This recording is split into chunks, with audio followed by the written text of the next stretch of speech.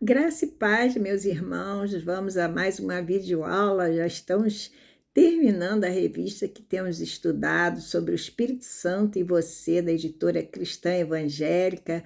Hoje vamos ver a lição número 14, com o título Os Dons de Serviço. O nosso texto base se encontra em 1 Coríntios, capítulo 12, dos versos 4 a 11. Eu vou ler para os irmãos. Ora, os dons são diversos, mas o Espírito é o mesmo.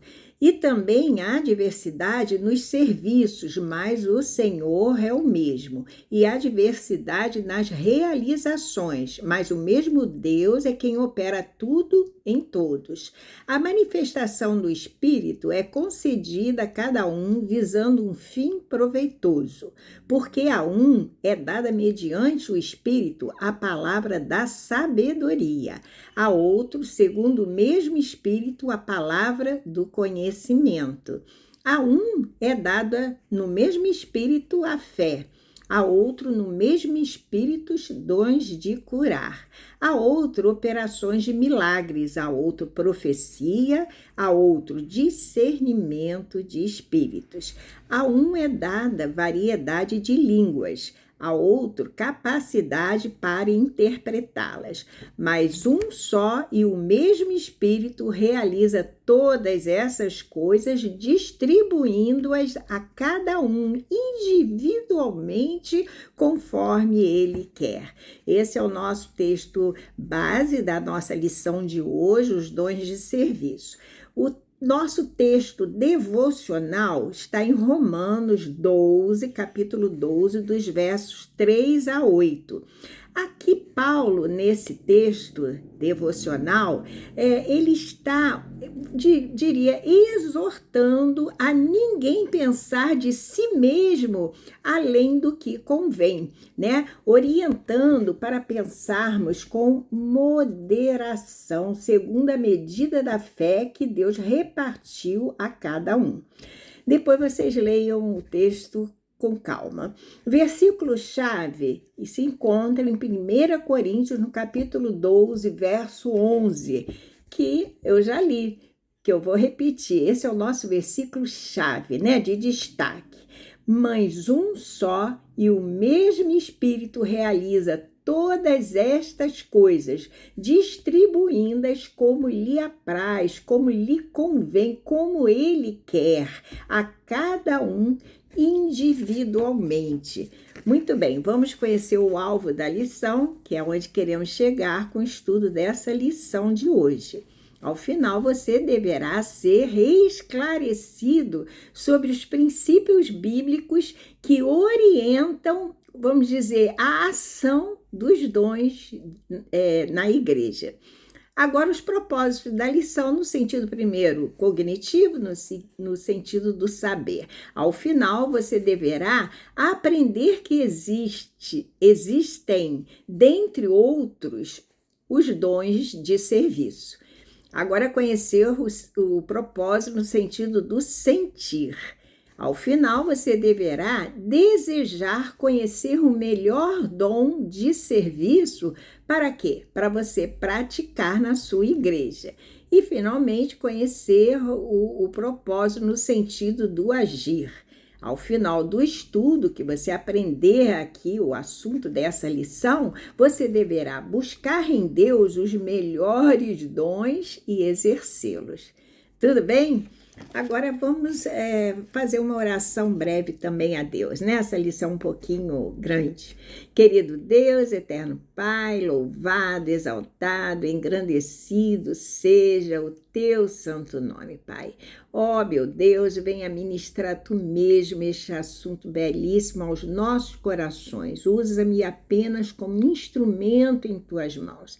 Abençoa cada ouvinte dessa videoaula. É a oração que eu te faço, Paizinho, e a faço no nome que é sobre todo nome, no nome de Jesus Cristo, nosso Senhor e Salvador. Amém.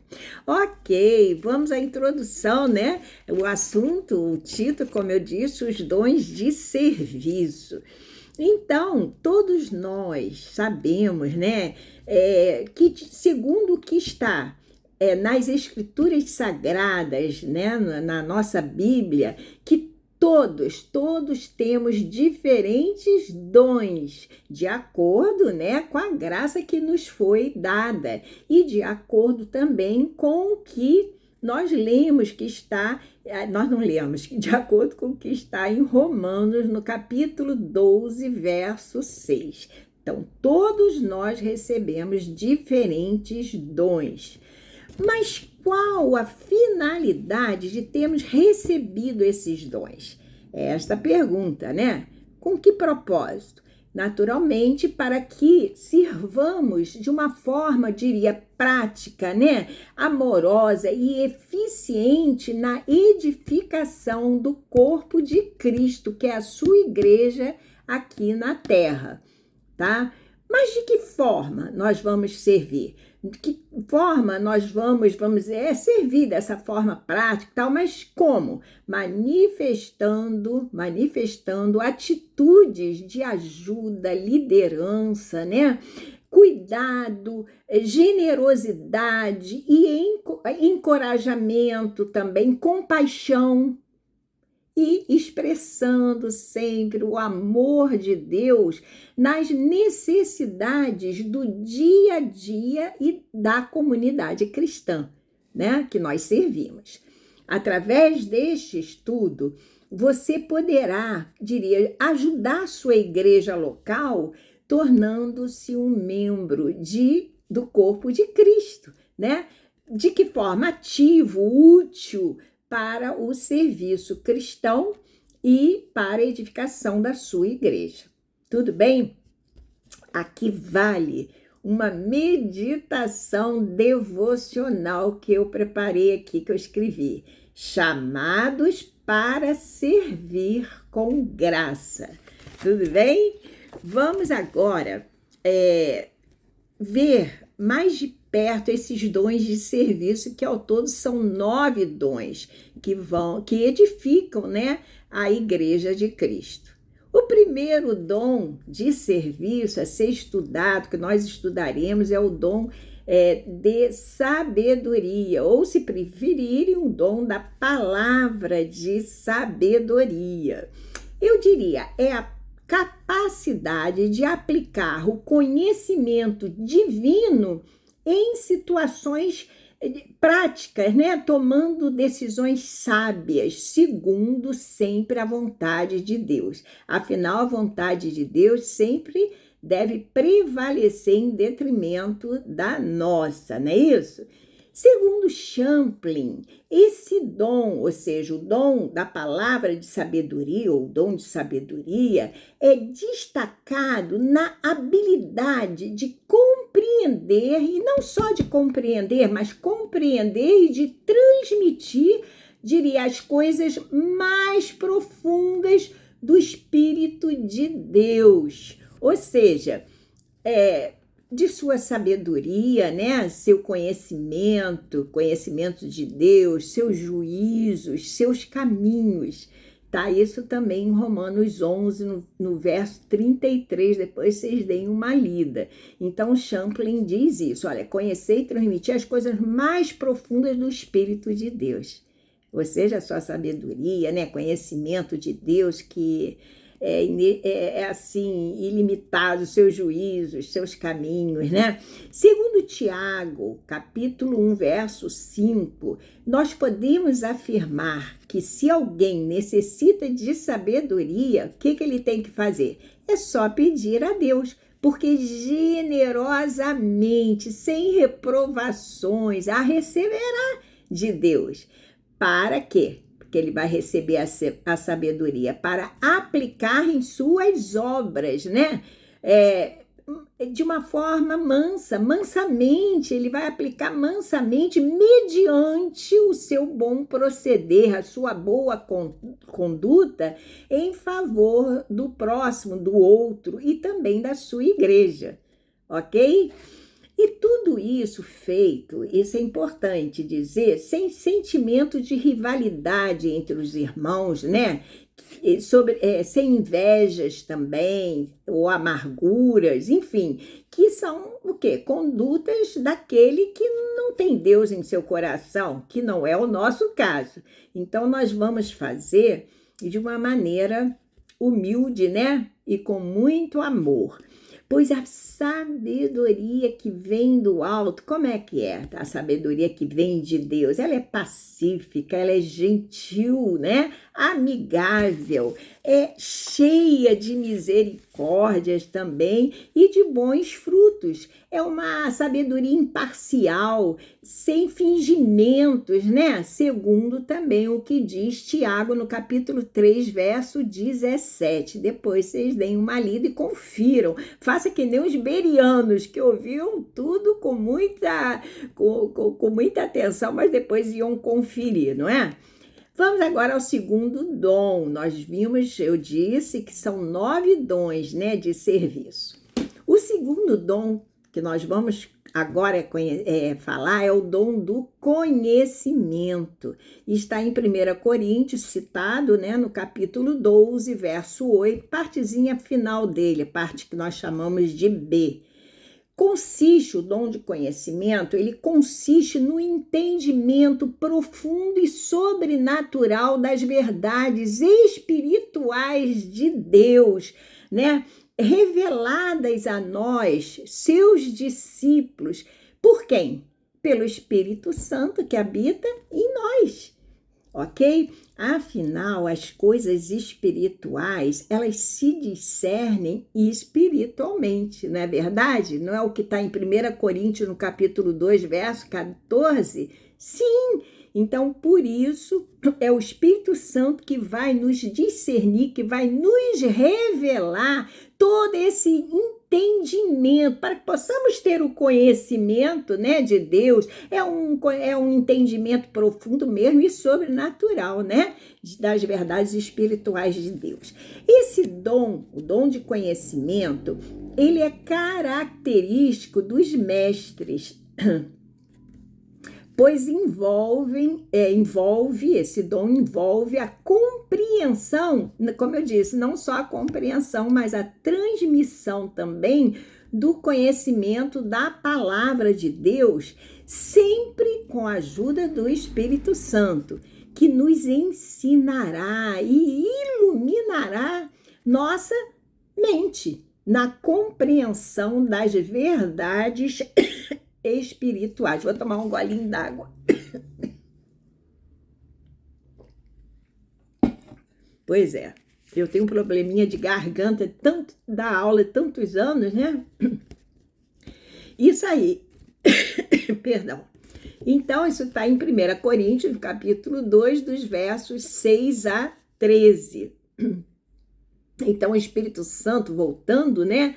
Esse eu disse que era um dom, o dom de conhecimento era um dom característico dos mestres e envolve mesmo a compreensão, a transmissão, né? No conhecimento da palavra de Deus. E a gente, como é que obtém essa compreensão para que a gente possa transmitir? Estudando, lendo, meditando dia e noite na palavra, pesquisando, né? Isso é muito importante, fazendo um estudo assim profundo, porque o próprio Espírito Santo nos ensinará, nos iluminará, né? Iluminará a nossa mente. Em quê? Na compreensão dessas verdades espirituais, e eu disse que vocês conferissem isso em 1 Coríntios, capítulo 2, né? Depois leiam do 6 ao 13. Muito bem, terceiro dom, nós vamos agora ao dom da fé. Deixa eu chegar para cá, senão eu vou entornar essa água. O dom da fé. Trata-se aqui de uma fé também sobrenatural, né? Perseverante. Não é aquela fé que nós tínhamos ou tivemos quando reconhecemos que Jesus é verdadeiramente, ele deve ser sempre o Senhor das nossas vidas, afinal ele morreu por nós. Não, é uma fé sobrenatural, perseverante, para quê? Para crer e agir em situações difíceis mesmo, confiando sempre no poder de Deus para realizar o impossível aos olhos humanos. Tudo bem? Portanto, aqui trata-se de uma fé o quê? Adicional, né? E eu diria especial, que move montanhas, né? Aquela fé lá que Jesus se referiu, que move montanhas, que faz com que a pessoa confie de que forma plenamente em Deus, sem vacilar diante dos desafios aparentemente impossíveis, tá? Esse é o dom da fé, ok? É uma fé, diria, que ultrapassa as circunstâncias naturais e se fundamenta numa convicção sobrenatural de que Deus vai atuar, de que Deus vai agir poderosamente, estando muitas vezes até associada a milagres, curas, provisão divina, enfim. Vocês já ouviram as situações em que o médico desengana, né? E na realidade, ele diz lá, dá o parecer dele que não tem mais jeito, mas a última palavra sempre vem de quem? Do nosso Senhor, do nosso Deus, né? E aí a gente usa essa fé, né? Essa fé que move montanhas, e quantas vezes a pessoa é curada e surpreende os médicos, né? Ali ocorre ali um verdadeiro milagre. Hebreus 11:6 não diz que sem fé é impossível agradar a Deus? Fala, né? E vocês devem ler, olha, eu vou passar aqui um exercíciozinho para vocês depois lerem Hebreus capítulo 11, do verso 4 ao 40. Leiam logo todo, 4 ao 40. Aqui vai falar o quê? Sobre os primeiros heróis da fé. Depois leiam, que é muito bonito, eu não posso ler tudo aqui na videoaula, né? Vamos ao nosso quarto dom? O nosso quarto dom é o dom de discernimento de espíritos. Se encontra falado em 1 Coríntios 12, verso 10, né? Esse dom de discernimento de espíritos consiste na capacidade espiritual dada sempre por Deus de perceber a origem espiritual das coisas, identificando o que vem de Deus do inimigo ou às vezes do próprio homem. Tá? Então, esse é o dom de discernimento de espíritos. É como se Deus desse, né, a uma pessoa um olhar espiritual treinado para o quê? Para enxergar além das circunstâncias. Deu para entender? Além das circunstâncias. Assim, a pessoa que tem esse dom de discernimento dos espíritos, né, discerne muito bem se um espírito é de Deus ou não. É o que também fala lá em 1 João capítulo 4, verso 1. Depois vocês leiam. Se uma manifestação espiritual, eu diria, é verdadeira ou falsa, né? Se há alguma influência, diria, maligna ou carnal num ambiente ou numa pessoa. Deu para perceber? Então, a pessoa que tem esse dom de discernimento de espíritos, ela sente paz, ela tem paz quando o Espírito Santo está agindo e inquieta-se, inquietação e até diria desconforto quando não está, quando não é o Espírito Santo agindo.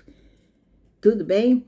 Vejamos aqui, agora eu lembrei o que diz 1 Coríntios capítulo 2, verso 15.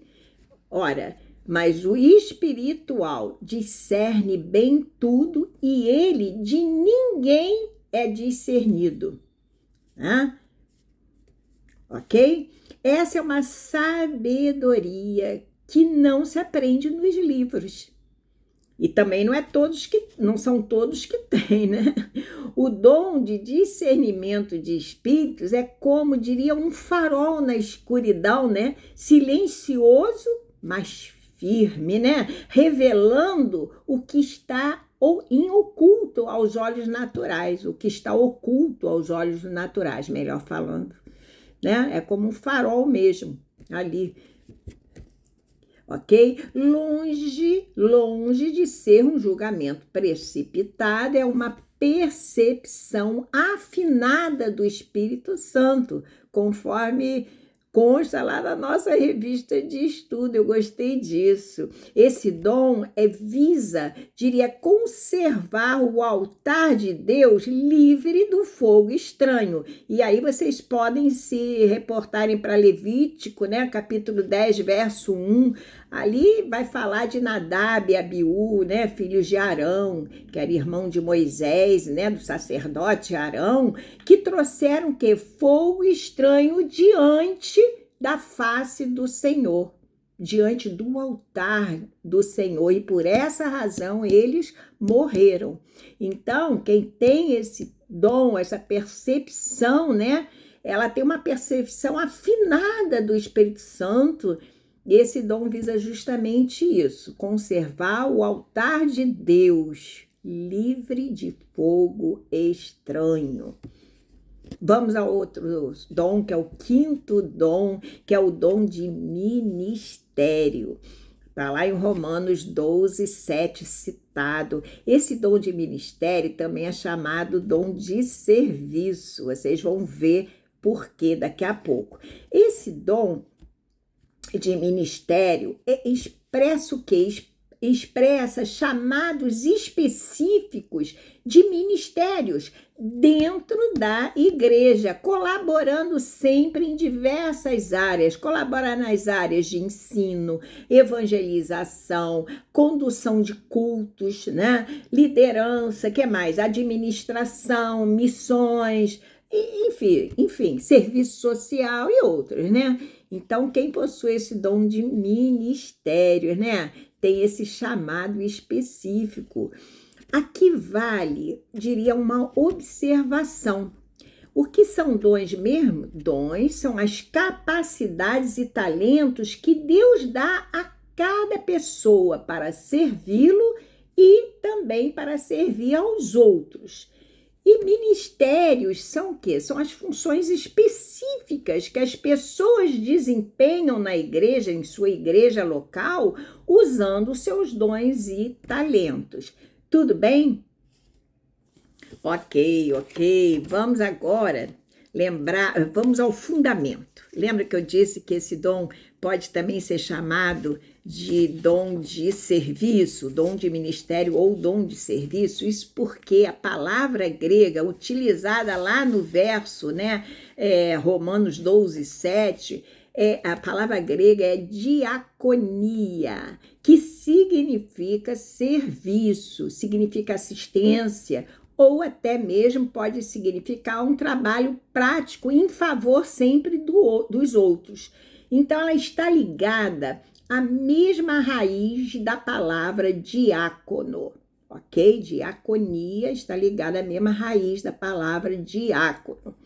Esse dom, como os demais, é concedido por Deus àqueles que têm o quê? O coração inclinado a servir de que forma? Com dedicação e humildade, em diversas formas no corpo de Cristo, ou seja, na igreja. Não se trata de jeito nenhum de posição, mas sim de disposição. Será que alguns de vocês têm esse dom de ministério e nem perceberam ainda? Vou deixar essa meditação aí para vocês. Vamos ao sexto dom, lembrando que são 9. Agora vamos ver o dom de governo. Alguns chamam de dom de liderança, né? Dons de presidência ou dons de presidir, que é a mesma coisa, presidência, presidir, enfim, dom de governo, dom de liderança. Tudo bem? Alguns ainda chamam de dom de administração, né? Muito bem, porque é a capacidade espiritual dada por Deus para quê? Para liderar, organizar, orientar, decidir, gerenciar. Ou seja, conduzir a igreja de que forma? Com sabedoria, né? Com diligência e amor, buscando executar seus projetos cristãos. A igreja, toda igreja tem seus projetos, né? E aí quem tem esse dom de governo, liderança, né, vai poder ou organizar, ou liderar, orientar, enfim, tomar decisões, tomadas mesmo de decisões importantes na igreja, gerenciando, né, algum departamento, enfim. Como eu disse, conduzindo a igreja sempre com muita sabedoria, muita humildade, diligência, né, zelo, né? E, acima de tudo, né, com amor, tá ok? E sempre buscando executar todos os projetos, diria, cristãos que a igreja possui. Tá entendido?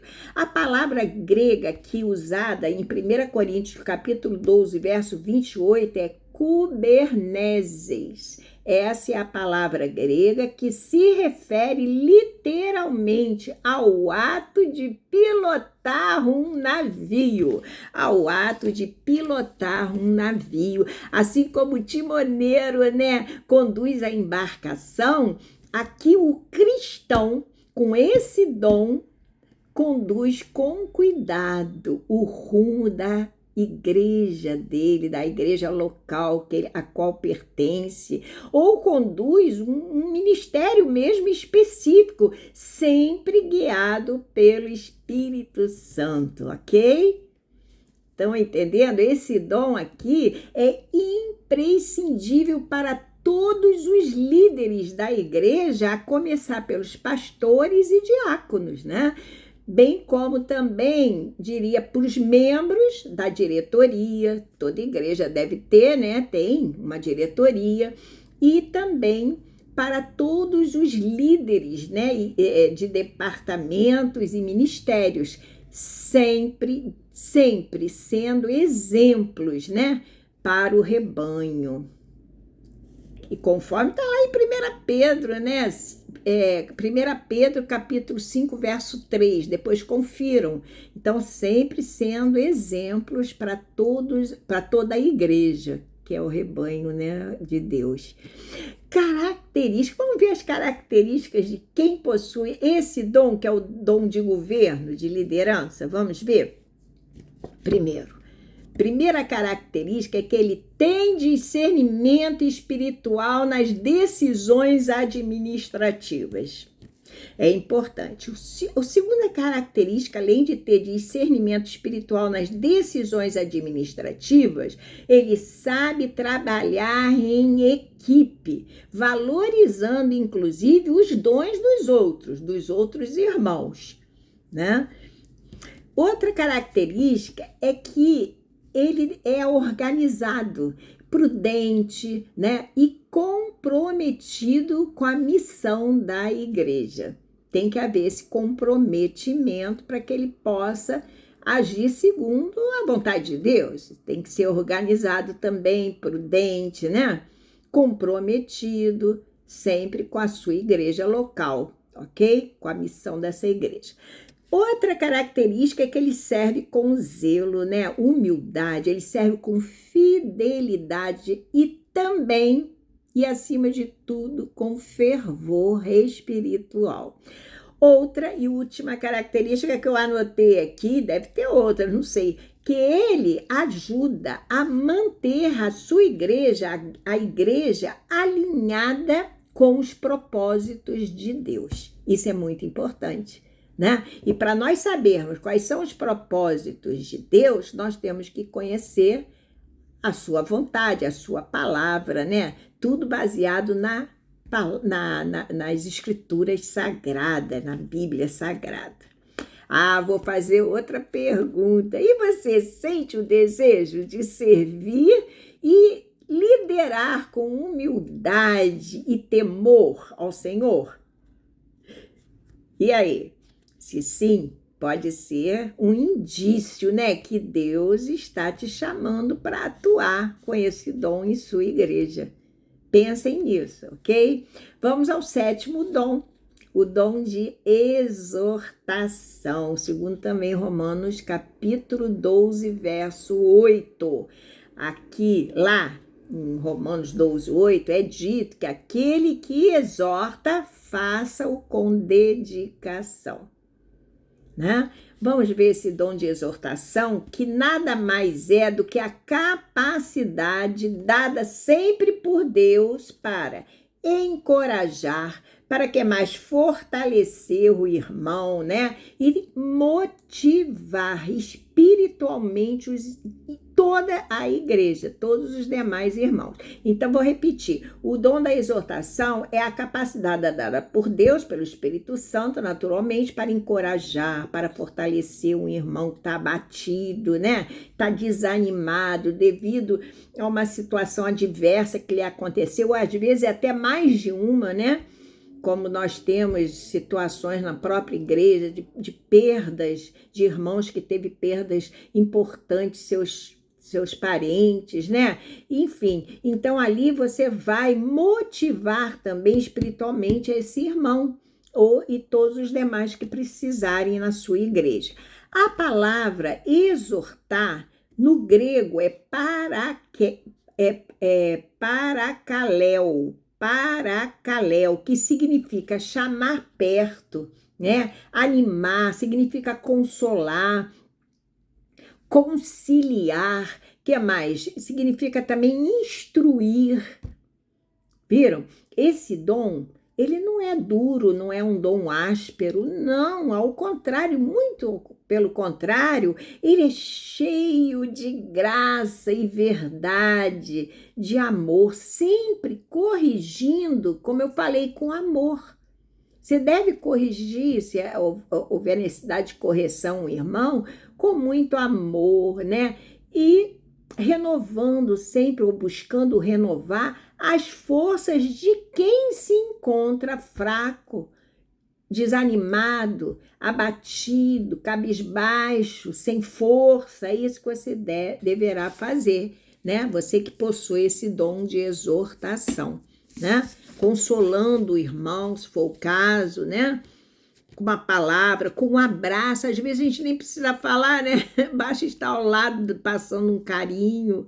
Enfim, o Espírito Santo é que irá revelar a sua maneira de conduzir a situação. Mas tem que ter o dom, né? Para se achegar perto de uma pessoa que está nessas condições, de um irmão da tua igreja. Oitavo dom é o dom de contribuição. Dom de contribuição, Romanos 12, 8, que diz o quê? O que contribui, faça-o com liberalidade. Vamos a esse dom, que é a capacidade espiritual de ofertar e ajudar financeiramente com alegria. Olha as palavras-chave: com alegria, generosidade e sabedoria, sob a direção do Espírito Santo. Sempre o Espírito Santo está à frente, né? Sempre orientando em tudo, ministrando no nosso coração a maneira como nós devemos, como nós vamos agir, né? Em prol de alguma causa, de alguém, né? Não se trata apenas esse dom da contribuição, não se trata apenas de dar dinheiro, não, mas de semear com o coração que disposto, visando o crescimento do reino de Deus e também visando o bem-estar dos irmãos. Tudo bem? A pessoa que possui esse dom, o dom de contribuição, né? Ela sempre vê a necessidade antes que ela seja verbalizada, né? E age com amor sempre e sem buscar reconhecimento, com humildade, né? Confiando que tudo que ela tem vem de Deus. E não é assim? Tudo que nós temos não é dado por Deus? Sim, Deus é o nosso Deus provedor, né? É o Deus que nos ama, que nos acompanha em cada situação, em cada batalha, em cada hora do nosso dia, cada minuto Ele está conosco. Então, nós vamos repetindo, né? Ter a necessidade. Aliás, nós vamos ver essa necessidade, né, do outro sem que ela seja nem verbalizada. A gente já está buscando, né, ali ajudar esse irmão. O que diz Romanos? Não, 2 Coríntios, no capítulo 9, verso 7, parte final dele, está dito que Deus ama quem dá com alegria. Vamos repetir? Deus ama quem dá com alegria. Sabe o que diz Provérbios 11, 5, verso... Não, 5 não, 25, que diz? Provérbios 11, verso 25. A alma generosa prosperará. Quem dá alívio aos outros, alívio receberá. Olha, versão NVI que eu li para vocês aqui. A alma generosa prosperará. Quem dá alívio aos outros, alívio receberá. Vejam, eu até tenho uma leitura complementar a sugerir para vocês que estão me ouvindo, que é o Salmos 41, os 3 primeiros versos. Depois vocês leiam a respeito. E quanto ao dízimo? Você é dizimista? Isso aí vocês meditem direitinho, porque o dízimo é uma oportunidade de praticar a generosidade, né? E também uma prática de demonstrar a nossa gratidão e fidelidade a Deus, na certeza que tudo que temos vem dele, não é? E a Bíblia, ela enfatiza a importância de dar com alegria e com espírito generoso, não por obrigação. E isso vale para os dízimos e ofertas. Eu diria que o dízimo é devolver 10%, nem é dar, né? É devolver a Deus aquilo que não nos pertence. Olha, sejamos então bons mordomos de Deus. Deus não diz que nós não somos donos de nada, que só cuidamos enquanto estamos vivos. Somos mordomos, né, daquele bem que foi dado por Ele, claro, conquistado com o nosso trabalho, mas Deus nos permitiu que alcançássemos. Então, vamos ser justos, misericordiosos, vamos ser pessoas de fé, segundo diz Mateus 23, 23, né? Agindo assim, nada nos faltará, pois o Senhor honrará nossa fidelidade. Afinal, Ele é Deus provedor. 2 Coríntios 9, do 6 ao 10, vocês leiam também. Ele é Deus provedor, né? Jesus, ele não foi contra o dízimo, né? Ele foi contra os fariseus, né? Aqueles que eram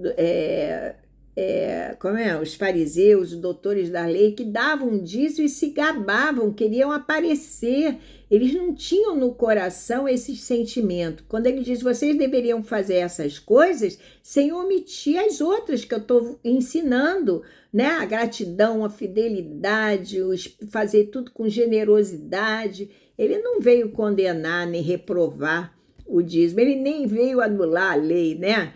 Ele só veio dizer que a salvação não é mais pela lei, é sim pela graça. É isso que ele veio dizer. E agindo assim, nada nos faltará. O Senhor honrará, como eu disse, a nossa fidelidade, né? De reconhecermos que tudo vem dele. Então, devolver, porque a Deus, aquilo que não nos pertence, né? Para que a igreja, que não é mantida pelo governo, possa ser mantida pelos seus próprios fiéis, pelo corpo de Cristo, né? Que é a sua igreja aqui na terra. Ok, vamos ao 9º dom, o dom de socorros, o último dom. E vamos... Eu não sei se eu falei, voltando, eu não sei se eu falei, agora li aqui, vou repetir, eu não sei se eu falei, porque eu falo assim, eu sei o assunto, eu vou lendo, vou falando. Agora eu li aqui: o dízimo é visto como uma forma de demonstrar gratidão, só para fechar o assunto, fidelidade e adoração a Deus pelas dádivas recebidas e apoio à obra da igreja. Tudo bem? Então, só para fechar. Agora sim, vamos ao nono dom, que é o dom de socorro, né? Meditar. Aqui eu botei uma meditação devocional. Mãos que socorrem, corações que amam. Gostaram? Mãos que socorrem, corações que amam. Mateus capítulo 25, verso 35, não diz: porque tive fome, me destes de comer, né? Tive sede, me destes de beber, era estrangeiro e me acolhestes. Então, esse dom capacita o cristão a sentir a dor do outro. É o dom de socorro. Capacita o cristão a sentir a dor do outro como se fosse o quê? Sua própria dor. Como se fosse sua aquela dor. Jesus nos ensina, né, que o verdadeiro amor se revela de que forma? Nas ações concretas de socorro. Não nos ensinou isso? Sim. Quando ajudamos a um irmão necessitado, é como se estivéssemos ajudando, né, o próprio Cristo. Então, não é só um ato de caridade que estamos fazendo, não, mas uma expressão viva da nossa fé. Uma expressão viva não só da nossa fé, mas também da nossa compaixão, que é o amor ao irmão. Meditem depois em Hebreus, que diz Hebreus 10, verso 34. Meditem lá, tá?